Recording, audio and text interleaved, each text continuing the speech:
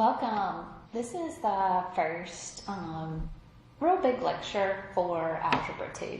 I'm really excited about this semester. I'm very, very excited of what we're going to do this semester. Algebra 2 is really useful for when you go to college, taking college algebra and taking calculus. You just really need to know the basics of algebra. So I'm really excited. So today we're going to kind of review things that you should have learned already. So we're going to kind of cram it all in one little lesson. We're going to talk about order of operations, evaluating expressions, and we're also going to do combining like terms, simplifying expressions. Okay, so let's get started.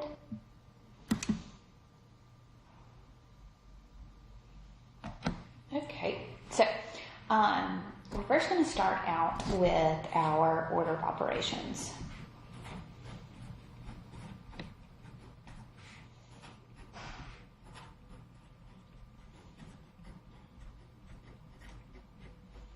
Okay, order of operations are how you work a problem. No matter what type of problem it is, you're always going to use your order of operations. So you probably remember this, but it's please excuse my dear Aunt Sally. P actually represents a parentheses. And a parentheses means a grouping like this. It could also mean brackets, where maybe there's actually more parentheses inside, or it could mean using your absolute value. Okay, the E is evaluating an exponent. Okay, so remember exponents are something that looks like this, like 5 squared. 5 squared there means 5 times 5, which is a 25. Now, if I would have put a negative on the outside like this, that actually means a negative times 5 squared. So that means negative times 5 times 5. So that's actually going to be a negative 25. Okay, so the negative is not contained inside of that base. Okay, now if you would have had a negative 5 squared like this, where it's in a parentheses, that actually means my base is going to be negative. So that means that I would say negative 5 times a negative 5, which is also going to be a positive 25. Okay, do you see the difference in those three? So this first one doesn't have the base, there is a positive 5. Here the base is still a positive 5 because that negative is on the outside of the square. Okay, and here the negative is on the inside of the base. Okay, so that's what an exponent means. The M actually means multiply, and the D means divide, and the A is add, and the S is subtract. Okay, remember, if you have just multiplication and division, you are always going to work left to right. Okay, so if you have a problem that has all just multiplication and division, you're going to work the problem left to right. Addition and subtraction, same thing. So work left to right. Okay, so order of operations are how you work a problem. Even when you throw a variable in there, it's how you are going to simplify the problem. Okay, so let's look at some examples. Well, I showed you this all absolute value, but let's also talk about that real quick. Just a refresher.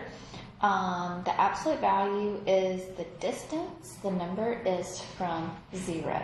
Okay, so distances are always positive. So the absolute value of 5 is going to be 5 because it's 5 units away from 0. Okay, same thing if I had the absolute value of negative 5. Negative 5 is still just 5 units away from 0. The opposite side, but it's still 5 units away. Okay, so that one would just be a positive 5. So absolute value is an operation. It is also taking, basically it's turning everything into a positive. Okay, so if you have an absolute value in a problem, you're going to work, you may have addition and subtraction, multiplication inside that absolute value. You want to work that and then take the absolute value. Okay, so just like a parentheses. So you're working what's inside that parentheses first, but with an absolute value, then the next thing you'll do is take that absolute value. We'll work some problems like that. Okay? All right, let's do some examples. Okay, so let's look here. So I'm going to simplify this problem. So 4 cubed minus the absolute value of negative 8 times 6 divided by 16. Let me get another color.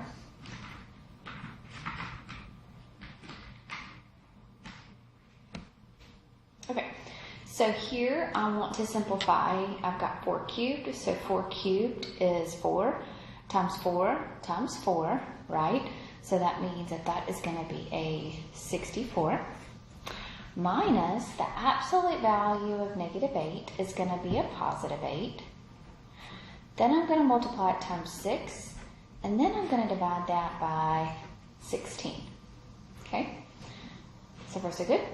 So now the next thing is we're going to work left to right. So we're going to work our multiplication first. So 8 times 6, which would be what, 48?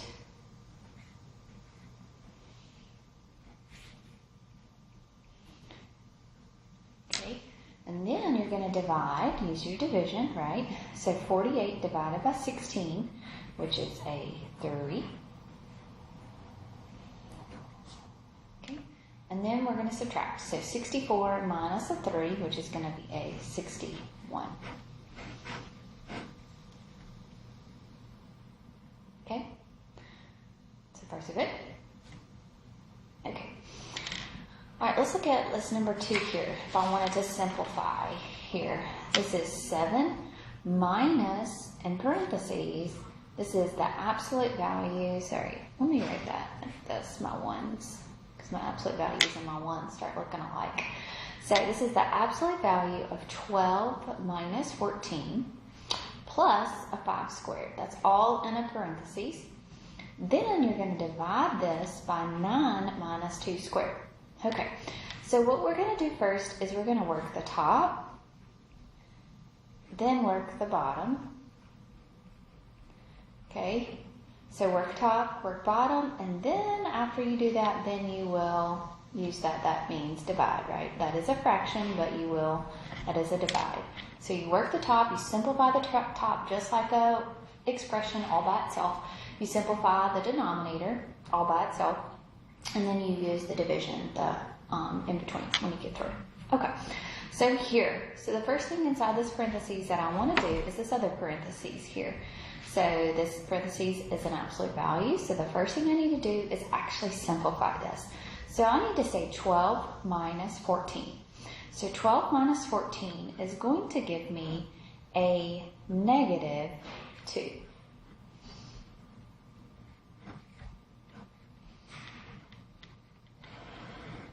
Okay. At the same time, you could go ahead and simplify the denominator. Start simplifying it as well in the same step, right? So this is 9 minus a 2 squared. Remember me telling you that this minus does not go with this base. So 2 squared is going to be a 4. So this is going to be 9 minus a 4. Okay. So now I'm going to take the absolute value up here of a negative 2. So the absolute value of a negative 2 is a positive 2. Let's go ahead and simplify. 5 squared. 5 squared is a 25. Okay, can go ahead and do the bottom two. So 9 minus 4 gives me a 5.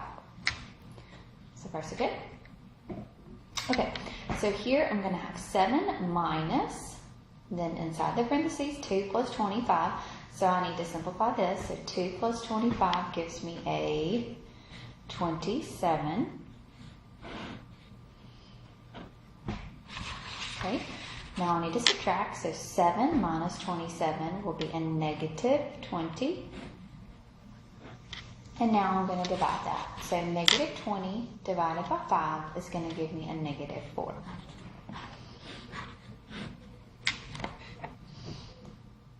Okay, the steps there that we need to do.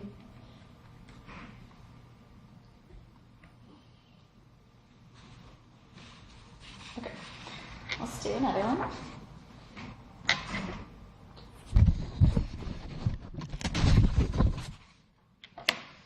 Okay, so let's do number 3 here. So we've got, we want to simplify this.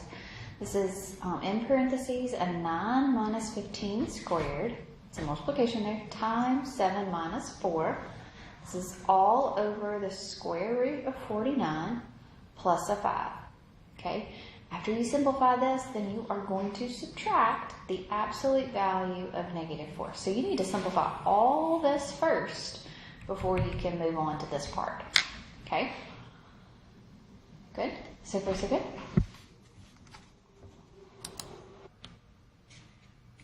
Okay, so the first thing I need to do right here is do what's inside this parentheses. Then I will simplify what's inside this parentheses.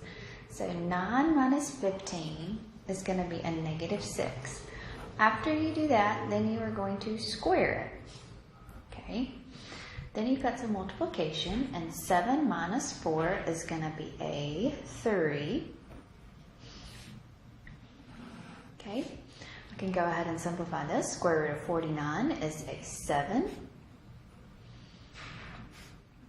And I can go ahead and take the absolute value of negative 4, which is a positive 4. Okay? Because it doesn't affect the problem until we get to the end of it. Okay? So negative 6 squared is going to be a positive 36.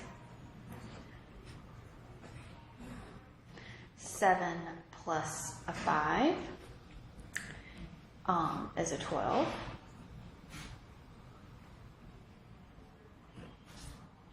Okay. 36 times 3 is a 108.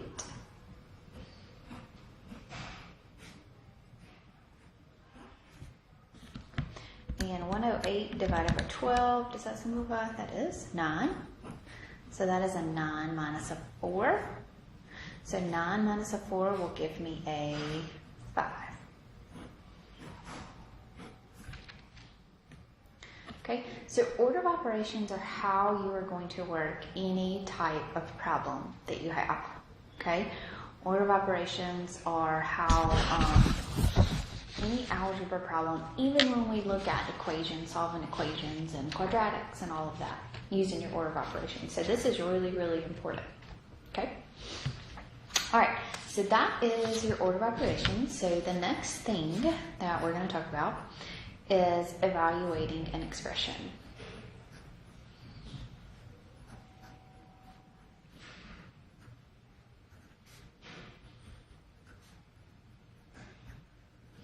Okay, evaluating an expression. Now we're going to still be using our order of operations, but we're going to have variables inside. So we may have something that looks like this, 4x. I'm just going to say that.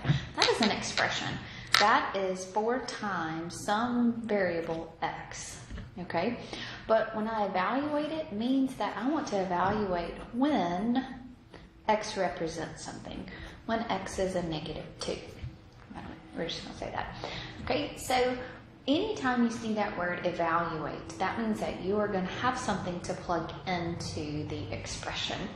Okay, there's no equal sign, you're not solving anything yet, you don't know what x is, but somebody is telling you what x is going to represent.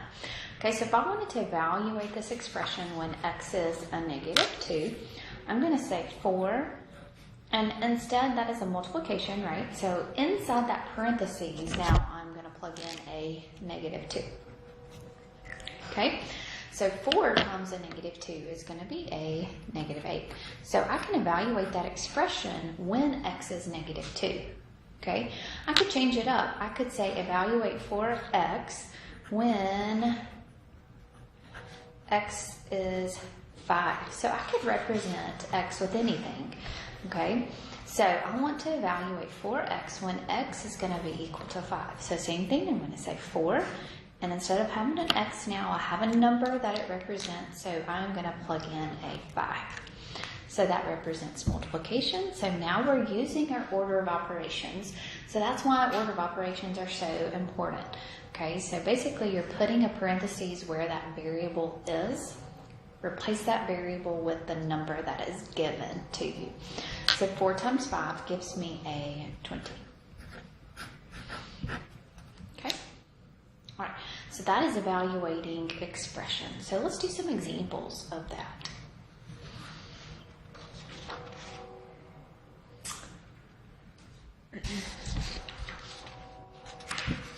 All right, so let's evaluate this expression. So this says A times B squared all over C plus 12. Okay, so now my A is going to represent 3, my B is going to be a -4, and my C is going to be an 8. Okay, so this is an A times B squared all over C plus 12. So inside those parentheses, I am going to put the numbers that are given to me. Okay, so my A is going to be a 3. My B squared, is going to be a -4. And my C is going to be a 8. I don't have enough colors for all that. Okay? All right, so now I'm going to be using my order of operations. So everything that we just went through, now I'm going to use it here. So I'll simplify what first? This -4 squared. We'll wait till that train passes. Okay, so I'm going to simplify -4 squared first. Oh, there it goes. So I'm going to simplify that first. So I'm going to have 3. A -4 squared is a positive 16. Okay, so that now is going to be 3 times 16. And then we can go ahead and simplify the denominator. So 8 plus 12 is going to give me a 20. Okay, and now I've got 3 times a 16. So 3 times a 16 is what, a 42?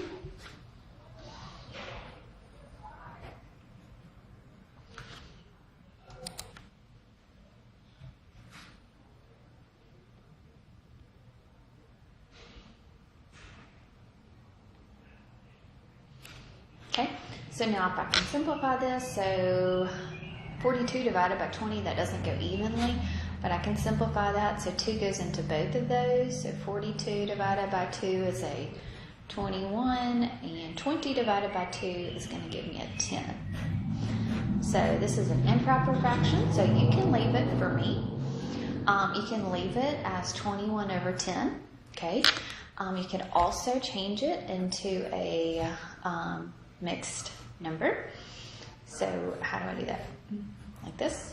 So 10 goes into 2, 10 goes into 21, right? So you could have 2, it's also 2 and 1/10, that's fine. And then you can also give me the decimal form, which is going to be 2.1. So all 3 of those answers I'm okay with whenever you take the ACT, whenever you take the SAT, whatever, or standardized test or anything. There are 3 or 4 different ways that you can get an answer. So just know it could be a reduced fraction, it could be a mixed number, a whole number with a fraction, or you could change it into decimal. Okay? All right, let's do another evaluating.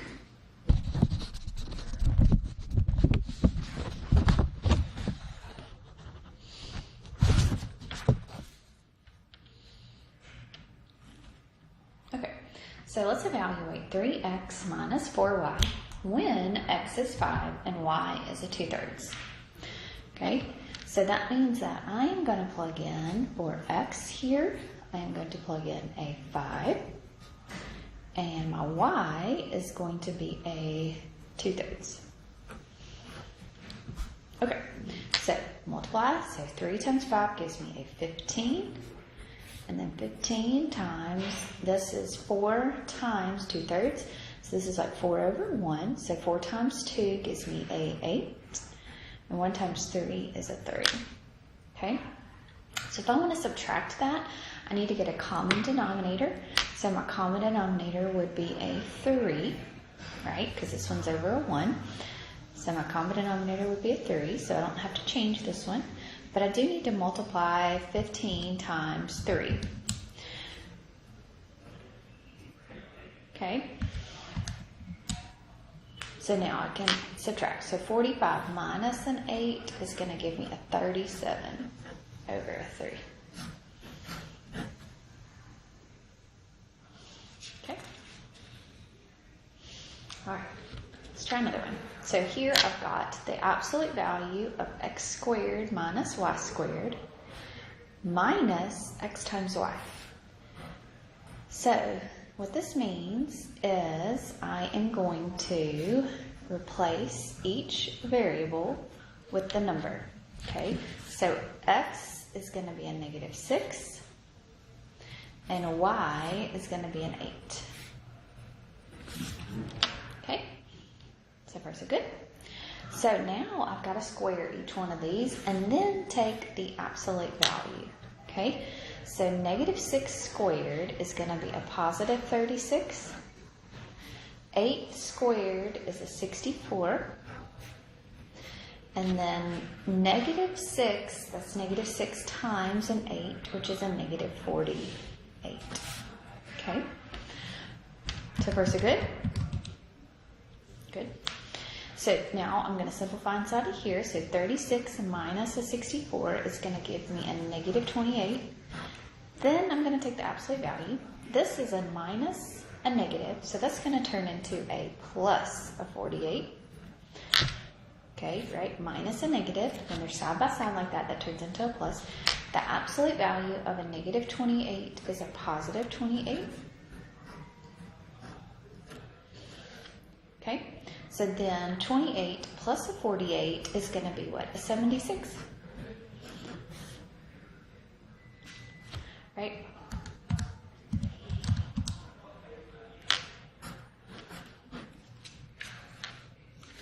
Oops, sorry, I apologize. So absolute value of that negative 28 is a positive 28 plus your 48. Gives you that 76. Okay?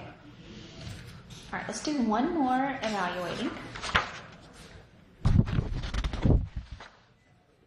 Okay, so here I want to evaluate 2 times x squared minus 4y all over the square root of x minus, or x times y, sorry, when x is 2 and y is an 8. So this is going to be a 2, and inside there that's going to be a 2, and the y is going to be an 8.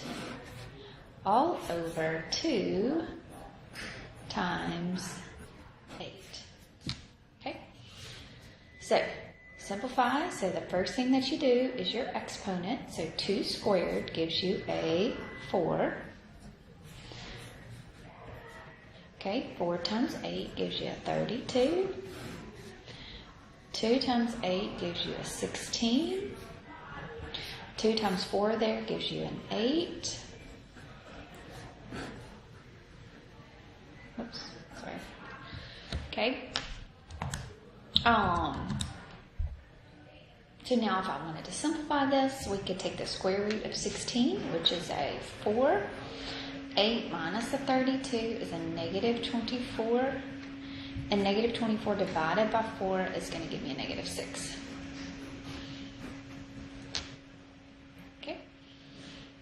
So far so good. So evaluating expressions, you're just going to be using your order of operations to simplify, but you're going to be plugging in a variable for your x. Okay?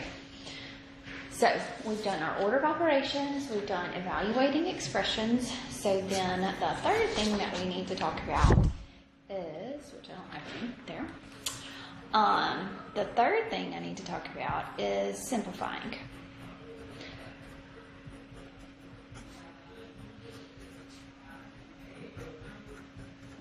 Okay, so when you're simplifying expressions, you are going to be combining your like terms.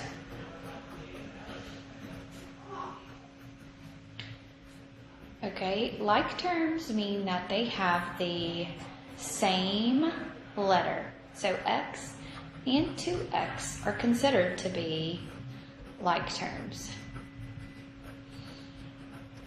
So I can combine those. Like I can add those together. I can subtract those two things together if I was going to. So those are like terms. So I'm going to get those two things together. Okay? An x and a 2x squared, those would actually be unlike terms. So that means that I cannot combine these two by addition and subtraction. Okay? So I can't combine those. They can never go. They represent something completely different. So x and x squared, those will represent two different terms. Okay? So whenever you're simplifying an expression, you are going to use your order of operations, okay, to combine your like terms. Okay?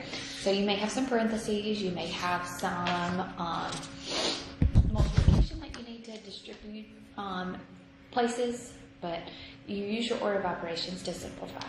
Okay, so here, I want to simplify 12x minus a 10 minus a 7x plus a 10. But here, I have a 12x. Do I have any other x's? I do right there. So I can say 12x, and the number, the operation in front of this one is a minus, so those two things stay together. So what you're going to say is 12x minus a 7x. So 12x minus a 7x is going to give me a 5x. Okay? My next like terms are the constants. So negative 10 plus a 10, so that's actually going to be a 0. So when it's a 0, you don't write it, right? So my answer here is just going to be a 5x. Okay? It's just going to be a 5x there. All right, let's do some more. Okay, so here I want to simplify 6. This is multiplication. So times x minus a 2 minus 8x plus a 1. Okay, so what I'm going to do is I'm going to distribute, and then I'm going to combine my like terms. So this is the 6 times x minus 2. So remember this. This means I'm going to say 6 times x, which gives me a 6x. And then I'm going to have 6 times a negative 2, which is a negative 12. Okay. And then I'm going to have a, distribute the negative, so it's like a negative 1, so negative 8x, and negative times a positive is a negative 1. So it changes that sign inside there. Okay, so now it's just like the other one. I'm just going to combine my like terms. So 6x minus an 8x, so that's going to give me a negative 2x. And then I've got a negative 12 minus a 1, so negative 12 minus a 1 is going to be a negative 13. Okay, so don't forget that. That negative is going to change those signs inside that parentheses, so don't forget that. It's something that a lot of people do tend to forget.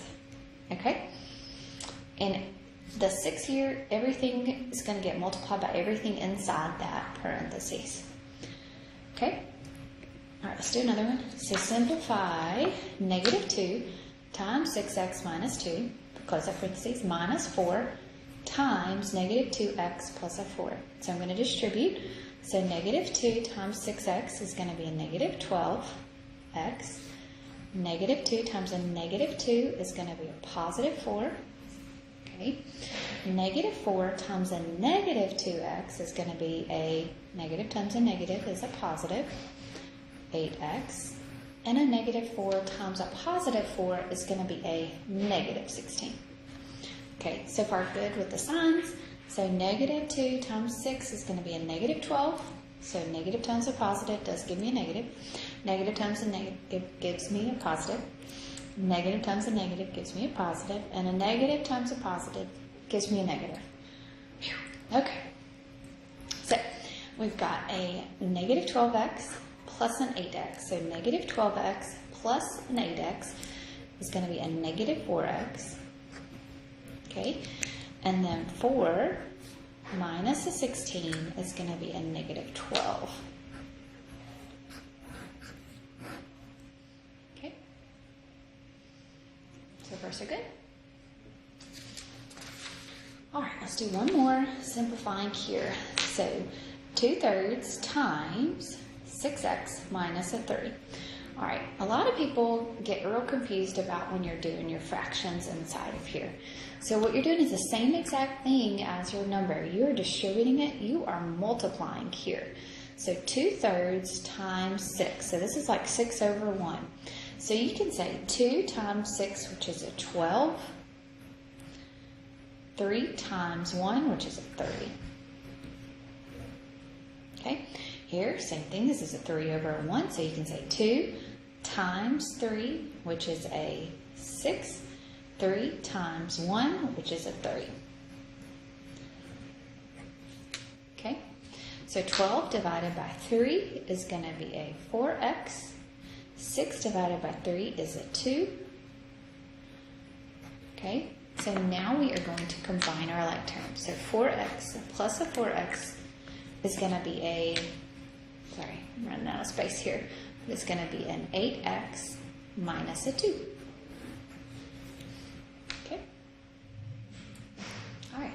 So now what I want you to do is you have some time. So I want you to work on your homework. Your proctor will look at it tomorrow and check it and make sure that you got everything correct. And they'll let me know. If you have any questions, I will address those questions probably the next time. So just make sure that you don't struggle through this, that you actually ask. That's the most important thing, is because I need to know. I need to have your feedback. Make sure you ask. If you are struggling with something, if you need me to go over something again, I will be glad to. If you don't ask, I don't know. Okay? I hope you'll have a great day, and good luck with everything.